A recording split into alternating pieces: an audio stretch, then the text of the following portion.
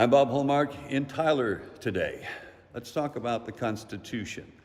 It's a document that many believe defines who we are as Americans. It establishes the freedoms of a people for self-determination and for rights as well, as we have come to know over so many, many decades in this country. And that's what brings me to Tyler Junior College today. I'm at the Rogers Palmer Performing Arts Center, where we are going to be conducting the Constitution Day. Now, this is something that's done every year. This one is going to be hosted by the Smith County Bar Foundation, and we're going to talk a little bit about what the objective here is. And joining us is going to be our keynote speaker here. This is Stephen Baskind. And Stephen, I guess tell me a little bit about, now you're with TJC, is that right? I am, Mm-hmm. yes. Tell me a little bit about what's the objective of something like this? Well, we're going to talk about the Constitution, but today we're going to in particular talk about the right against self-incrimination, and we're going to do a little historical looking to see if we can find the source of that right. Of course, it's in the Bill of Rights in the Fifth Amendment. Everybody knows that pretty well. And so we'll look at the historical foundations of the Fifth Amendment and particularly the right of self-incrimination. Now, one of the things that's important about this is it's been said over maybe the last couple of decades that the Constitution is a dead document. It's something that needs to be rewritten.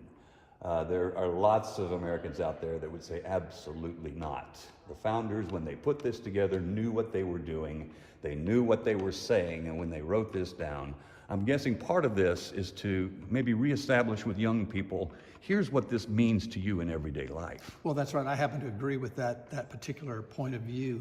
And as it relates to what we're talking about today, that is the right against self-incrimination, it's very much a live document because that is a right that is exercised virtually daily in the criminal courts today.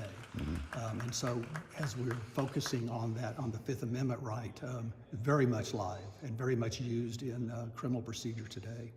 Now, the Bill of Rights, a lot of people look at the Constitution and they don't realize the Bill of Rights was established by the founders for a very good reason, because at the time we were still a very young country, and it was a young country trying to establish the right of a free and independent people to self-determination, to do what they felt was in the best interests of their country. And that's one of the things that I think is interesting about the Bill of Rights is that, you know, mostly you hear about the First and the Second Amendment, but you don't hear a whole lot about the rest of them. All of the amendments are something everybody should be acquainted with. Would you agree on that? Oh, yes. And yeah, the Bill of Rights was actually not part of the original Constitution. It was added a couple of years later. And if you look at the 10 amendments that make up the Bill of Rights, most of them really relate to things that protect defendants in criminal proceedings. You know, we know about the First Amendment, Second Amendment, Third Amendment, but from that point on through the Eighth Amendment, a lot of those rights are rights that protect people when they're being prosecuted by the state or the federal government. Okay. I'm guessing that the point of today is young people. We want young people to understand this is a living document that affects you in every part of your life, and particularly what we're talking about today, which is self-incrimination. Yes, yes. I think we've invited students from all around the city. I'm not sure who all will be here, but yeah, it's intended to reach not only an audience of lawyers, but non-lawyers and students as well.